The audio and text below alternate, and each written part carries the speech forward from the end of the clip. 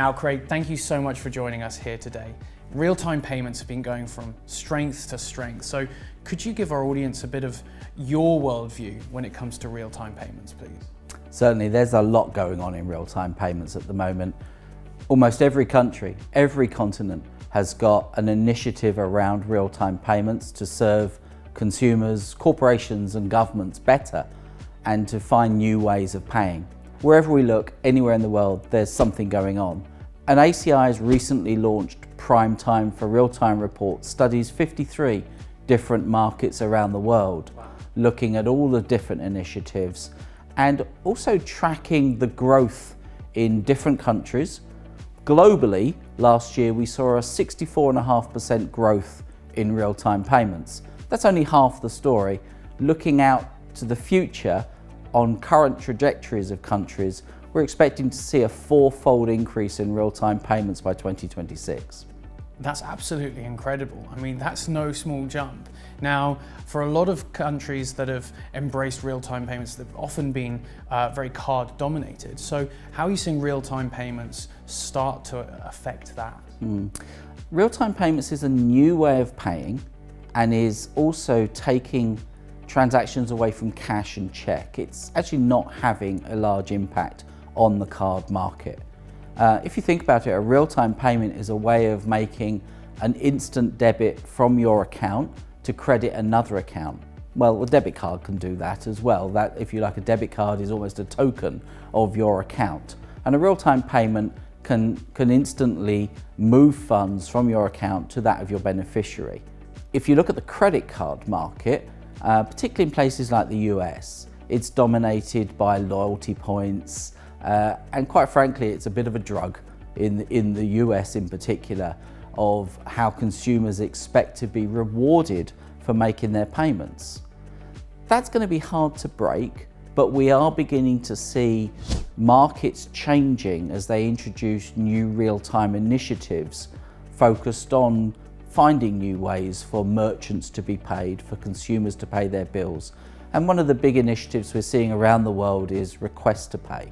It's the way that a merchant or a corporation can send a secure message to the consumer to say, you owe me this, here's the invoice details to prove it, and then the consumer can then use their banking app, the trusted banking app that they've used for years, to actually initiate the credit transfer in real time back to the merchant. As a merchant, I get those funds instantly, and I can reuse those funds to maybe buy the product I've just sold even. It's a better way of using liquidity. It helps me manage my stock levels. As a utility company, I can use request to pay to be paid again instantly. I have the money instantly, but more importantly, I've got the data that accompanies that real-time payment, that ISO 20022 rich data that accompanies the payment that helps me reconcile that payment. And as a utility company, it means I can reduce my exception charges and actually manage my whole process as well as my customer experience much better. It's absolutely an incredible paradigm that we're going to start seeing as it really gets rolled out. Now, you've talked about how the merchant's life is going to become a lot easier. What is the value add that request to pay along real-time channels is going to mean for the end user? Well, as an end user, it means that I'm now using technology, my mobile phone, the banking app I'm used to using that I'm very comfortable with. So there's certainly less likelihood that I'm going to be fooled by a fraudster who's trying to tap into my account. So there's much more security and confidence given to the consumer around the way that they're paying. Merchants may also start to offer benefits for using request for pay. If we think about markets where there's still high interchange fees for use of credit cards, then it's actually the merchant's benefit to incentivize the consumer to pay a different way if they can save money on their transactions. Now, I should point out this is still some way off. The credit card market, the debit card market is still very strong. ACI continues to predict growth in those markets for years to come.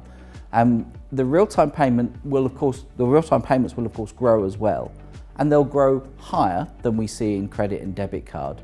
but that's because they're taking transactions away from other methods of payment, such as cash, such as checks, and indeed any new payments that are required. A new fintech comes along with a new proposition that requires a payment, they're probably going to use a real-time payment to settle it. So a lot of the growth we see are net new transactions, not simply taking away from debit and credit card. Exciting. Now, you mentioned in your study you've looked at over 50 different countries to establish what the real-time presence is there. You know, you've brought up the instance of America being heavily dominated by credit cards and the rewards you get from there. What else have you seen that our audience might be absolutely fascinated to hear? As we've mentioned, for instance, PIX in Brazil. What are some of the key insights you're taking from around the world?